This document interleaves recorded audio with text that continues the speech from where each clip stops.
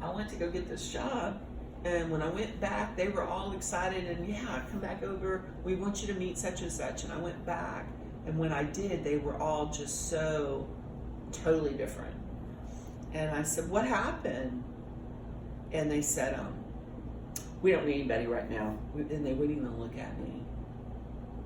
And I said, okay, when do you think you might? Because I'm like looking for a job, you know. I said, well, do you know any other companies that might be? Nope, we can't help you. So I thought, So the person that told me to go over there to find this job, I went back and said, man, they treated me like they didn't know me. And I said, when I first went there, they were so excited about having me. And they came back and said, don't know what's going on, girlfriend, but they're not going to hire you. And I said, why? And they said, rumors. Okay, but we don't need anyone right now. And I went, okay. So I went back home and sat down and cried and said, you son of a bitch. But it may be, who knows for how long that will happen. So, and like your dad said, doesn't matter, I'm working and I got you. I said, okay. And that's when I said to everyone, the divorce, they didn't never call me, they called your dad, and said, well, don't you still want to, he had been bad mouthing me so bad to people and running his mouth about shit. That I'm a drug addict and oh yeah, she drinks. I don't drink that much, I didn't drink that much. He did, and he'll tell you that. And he doesn't drink anymore, he stopped. So they can't get you for DUI. They got me in our house, and they didn't get me. And they knew I was not drunk, and they still gave me that DUI, and they knew.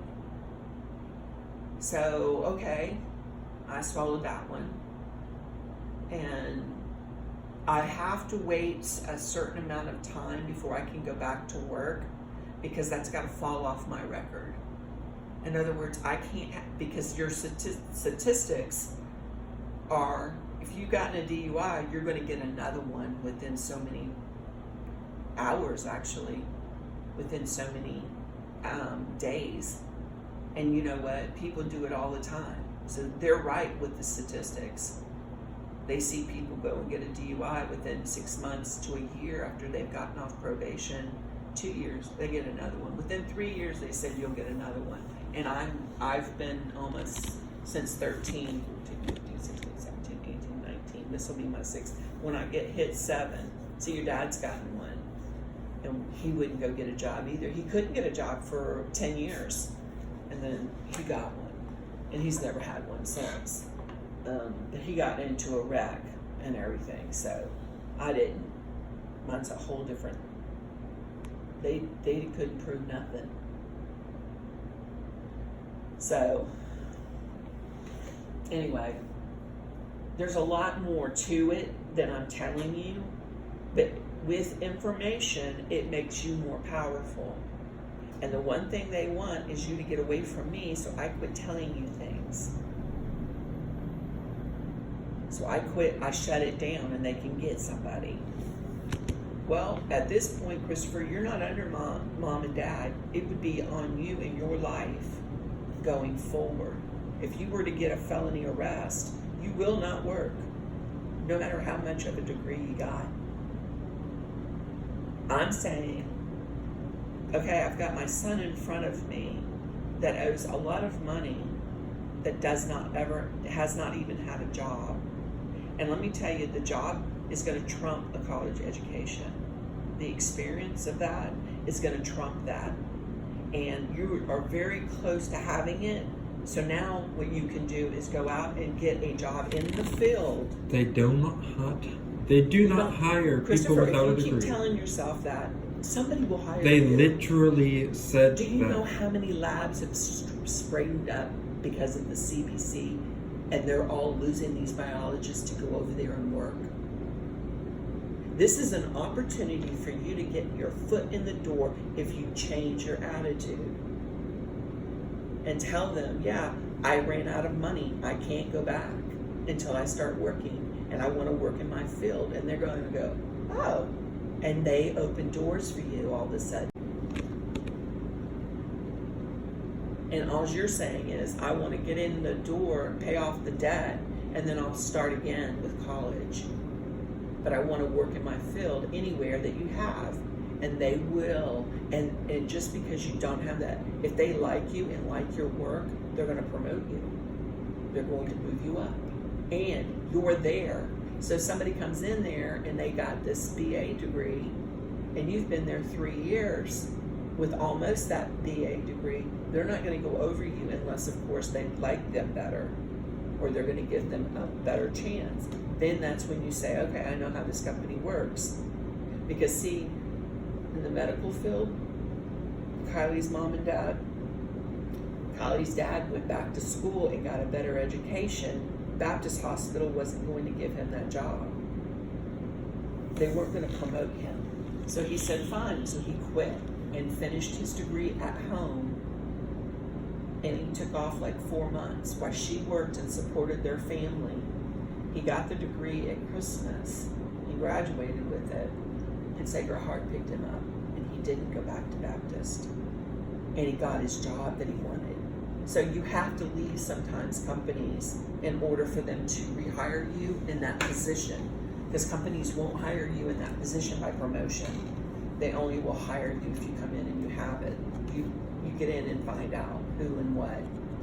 But it doesn't mean anything. And if you want to experience, let's say right now you want to go and you may want to say, you know what, I want to go on the ocean. Go and be a merchant marine for a little while and go see what that's about. Now's the time for you to go experience it. You're not locked into a job. They don't own you yet. But I will say this, if I leave you down here, the discipline is the one thing you have to work on. You have to fill your days with all good. You need to go to church and meet good people. Churches have business owners. It's a place for networking. It's a place for you to go and say, hi, I'm Christopher. I'm almost a biology major. I've had to go out of school because I don't have any more money. And that people will come to you and go, we need to help this kid. He's great. Somebody will come along, Christopher, and help you. It's just you telling people that, you know, you're here and you're new and you're wanting a church family and you've been in church all your life. And like I said, you're not talking negative. And then you're going to see there's going to be people that come over and maybe say some bad things about you. You can't let that get you down. You got to keep going. You know, and if Mateo wants to go with you to see where you're going, say, yeah, sure. You know, you don't have anything to hide. But he's taken information back to somebody.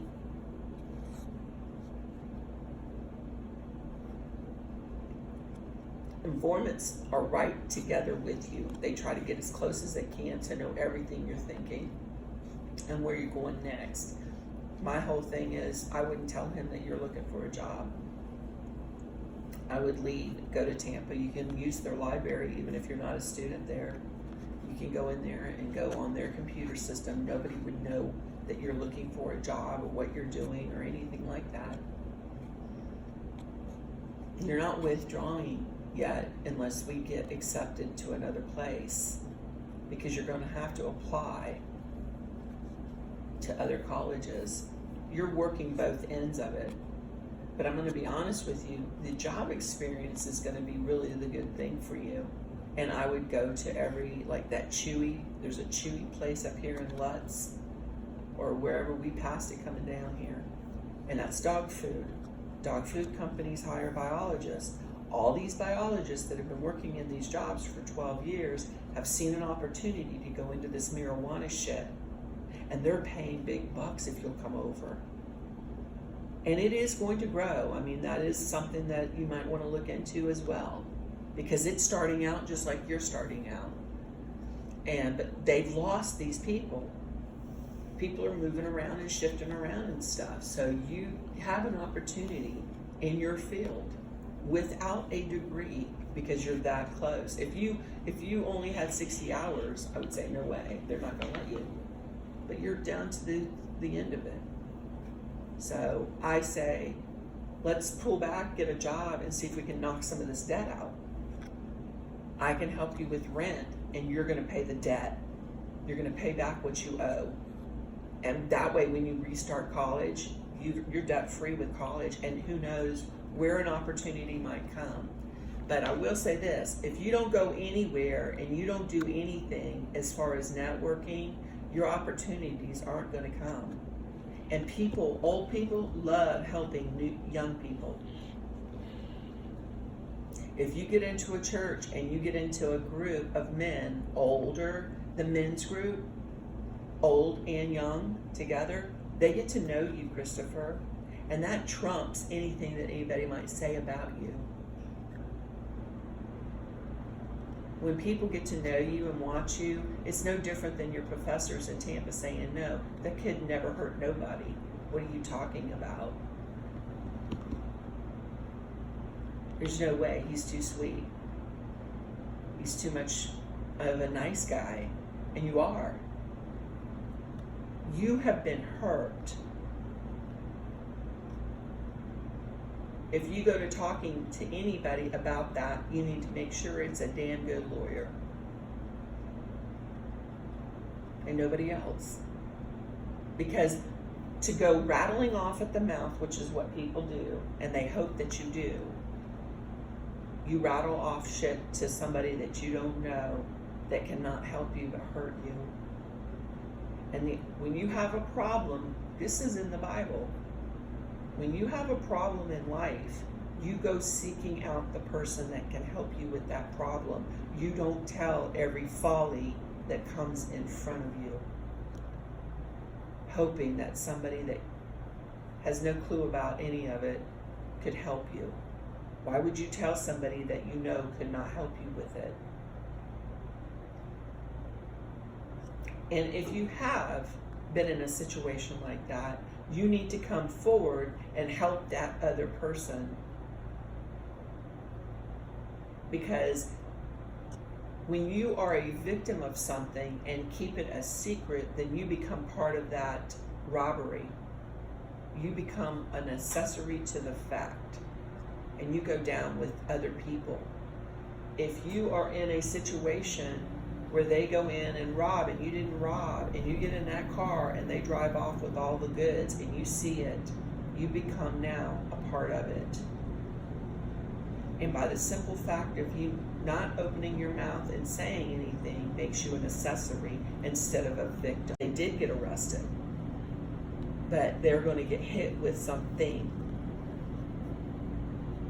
And my whole thing is, if you're in that situation and you go in and say, look, they robbed this store and they took $10,000 out of it, then you become the person that is helping the police. It changes your whole outcome. It changes what happened to you as, yeah, he was a victim in all this. He wasn't part of it. He didn't come up with a plan. He didn't go seeking it out. He didn't go, his intent wasn't, and they've been researching us now for a long time. They know that.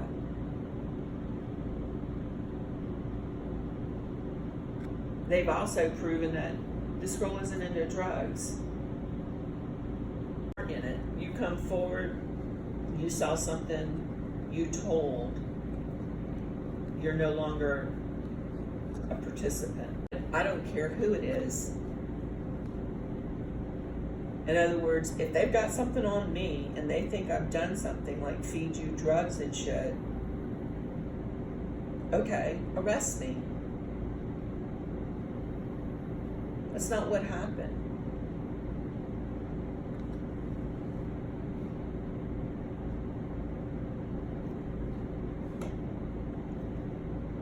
Do I make my 21-year-old go in and get my booze and bring it out to the car because I'm so drunk I can't even do it? Because kids are doing this shit for their mothers. That's what happened with Tina and this other her oldest son. She had the 21-year-old because he was young, and he became her puppet. And he was as sweet as you, and he was a good kid, even though a lot of people said no, he wasn't. And it was her manipulating him and putting him up to going and getting her drugs and shit and getting on the street. And then it ended up 7 years in prison. And if Elizabeth hadn't gotten her oldest son got in trouble with Terry, and she pulled the plug on it and said, oh hell no, just like I pulled the plug on it and said, he's going to college, he's got a friggin' future ahead of him. I've worked too friggin' hard on this. And you got a friggin' ass kicking mama. Because if I had left you in this situation, who knows where you'd be in jail right now.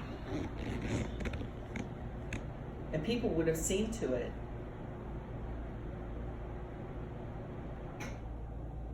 And how do I know all of this and come up with all this shit? The Lord. The wisdom of the Lord, Christopher. Get into the Bible. Get into your own little circle of friend with the Lord. No different than me laying in bed last night, all night long, asking God. And then when I said, okay, God, I got it. Put your arms around me and let me go back to sleep. I went back to sleep.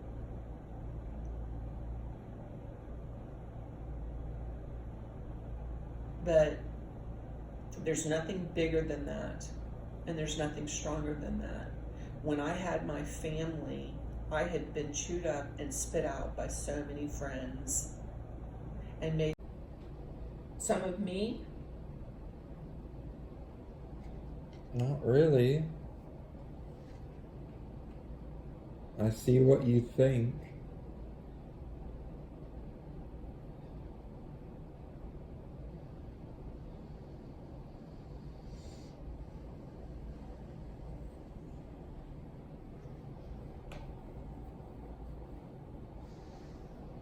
What I think,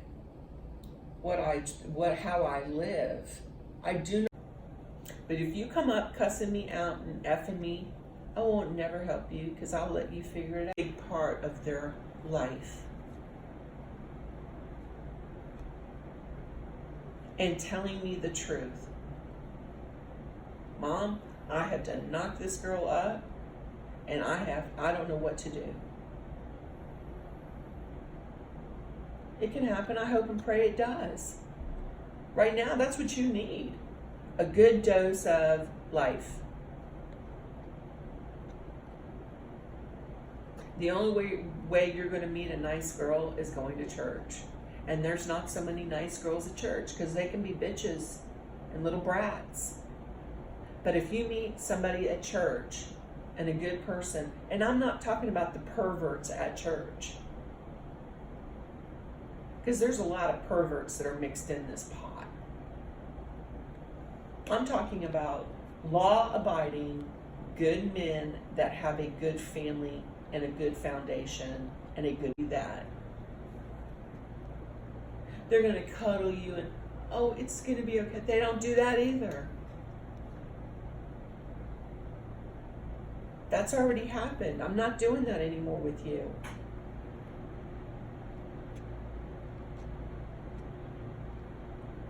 The experiences that you've had now in the past are the past. And you either get a dream and start having this bubble above your head of how you want to act and how you want to be in this old world and go that way, or be whatever you want if you want to be homeless on the street.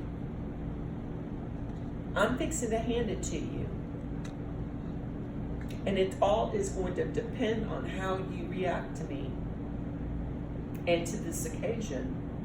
Because like I said, you're at the threshold. You're at a threshold and you're fixing to step through that door. Of what? It's your choice. You're telling me they're not going to hire me. You don't even know because you're not out there. And the more you get out there and the more you make yourself get this uncomfortableness out of you, the easier this becomes. The better the breath goes down. Every time I would walk into a position where I'm trying to beg them for a job, please, dear God, let me get this job. Let me talk to the right person on the right day. And that's all it takes.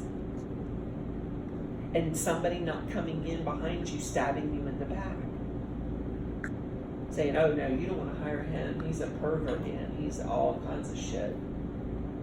And the longer that you continue to go, and like I said, I just need you right now, you need to be doing it on another computer, and it's not somebody's computer in that house.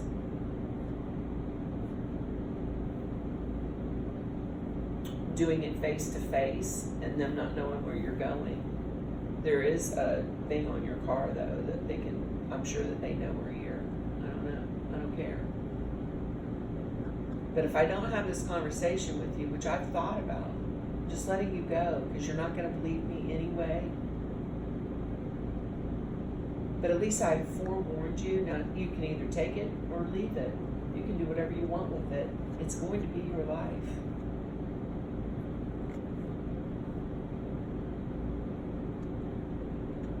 Just like mine, when I go through that threshold, it's going to be my life. I've got to go back home, and there's things I've got to get done. But it's my life. It's not my family's life anymore. And let me tell you something, a man is interested in me, but he doesn't want anything to do with my kids. In other words, he wants to see you stand up as a man and your brother, and that's when your brother gave me the biggest hug because he knows it. And he's like, yeah. And I said, but no, man, listen, that's not going to happen. Not if he can't accept it together and get yourself back up on your feet like you always have been. And they're right. I needed Dad for my children.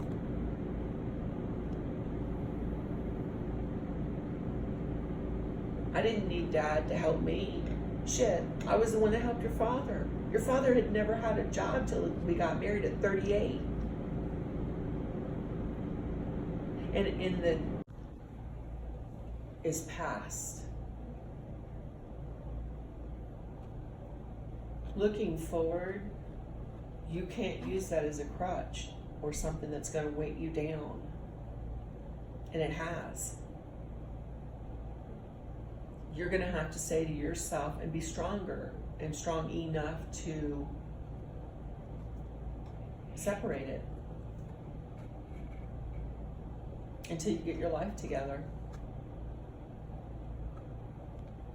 And right now, you don't have anything, Christopher. And instead of you coming over here and literally getting thrown out of college, I'm not going to let that happen.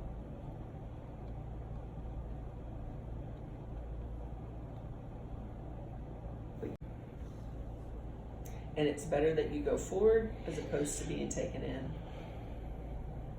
I've not been a part of anything at all, Mom. Okay, that's all you had to say to me.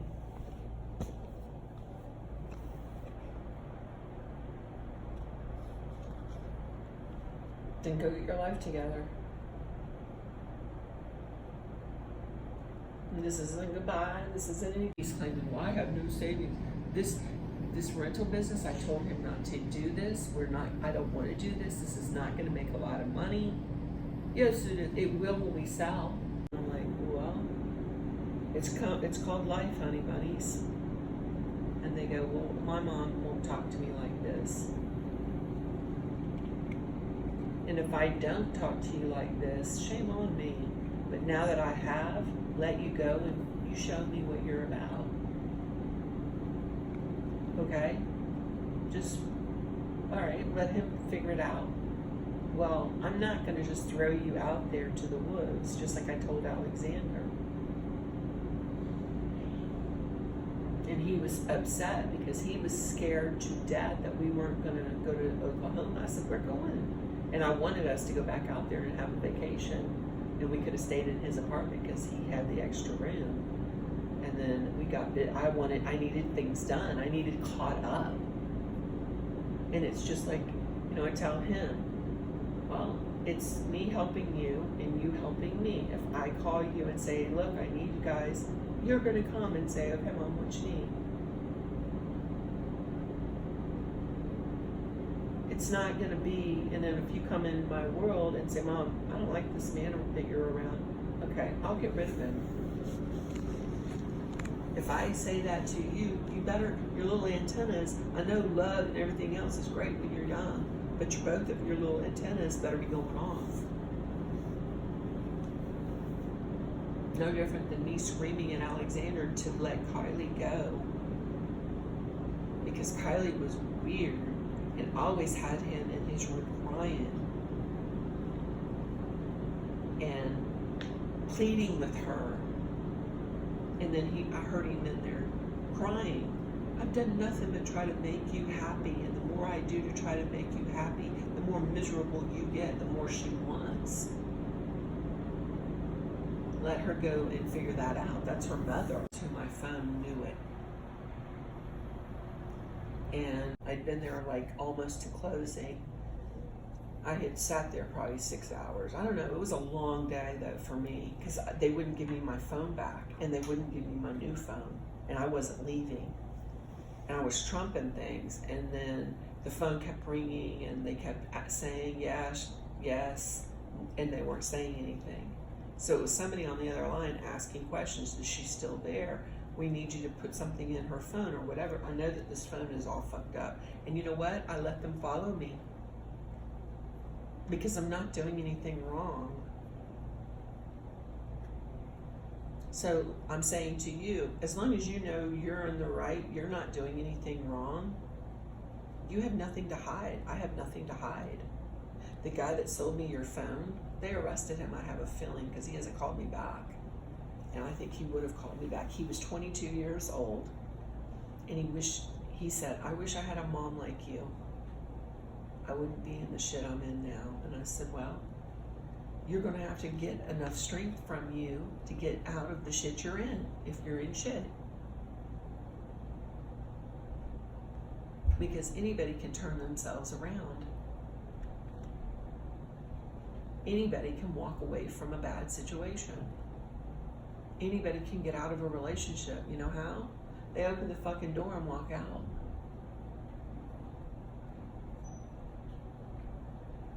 I got rid of your dad because it was a bad situation.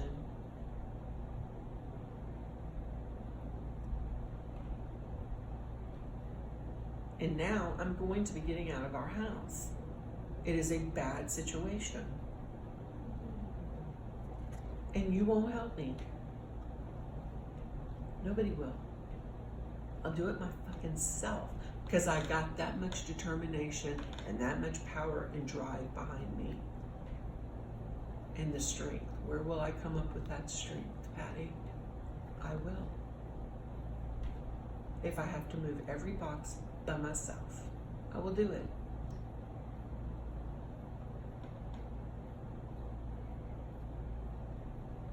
This shit is over. To be. He has a plan for your life. And it isn't with losers, Christopher. And it isn't with chaos and confusion. And when you're in a situation and everything is confusing, you know it is not of the Lord. If you meet a girl and she's trying to confuse you and do all this shit, it's manipulating you. It is not of the Lord. When somebody's trying to tell you one thing and you're knowing that it's not that way, like your dad has done, it is not of the Lord. He can go to church all damn day long and tell me he's of the Lord. Your father is not of the Lord. Your mother doesn't go to church, but she is going to speak the truth. I'm not running from anything. You're not running from anything. We're right here. If you need us, we're right here. And don't think that they won't come and get you for questioning or whatever. Who knows? I don't know. I don't care.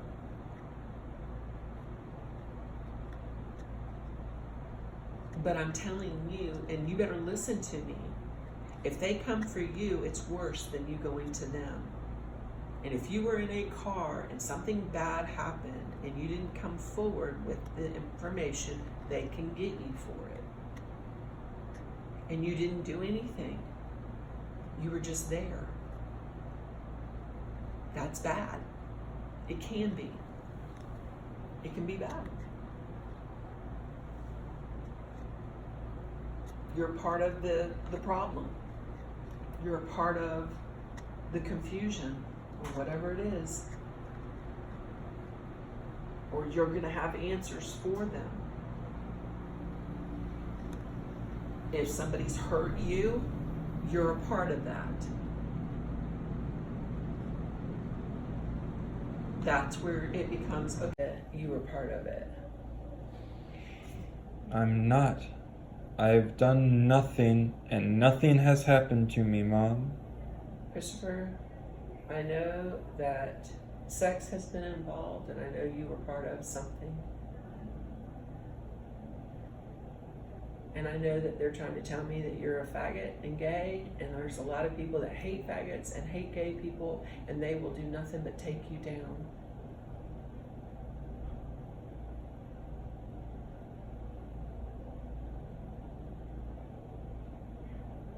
And I know they put certain people up to doing certain things. And I know that they want nothing more than to have you fail, or your brother, either one of you, or both of you, hell, both of you, you know, it can be better, everything. Yeah, I may stay one more day, I'm gonna go find out. I know. Okay, but right now, what time's checkout, 12? 11. 11? Okay, we're getting ready, but I'm gonna see if I can stay too, but not in this Okay. room, I want another room. Okay. All right.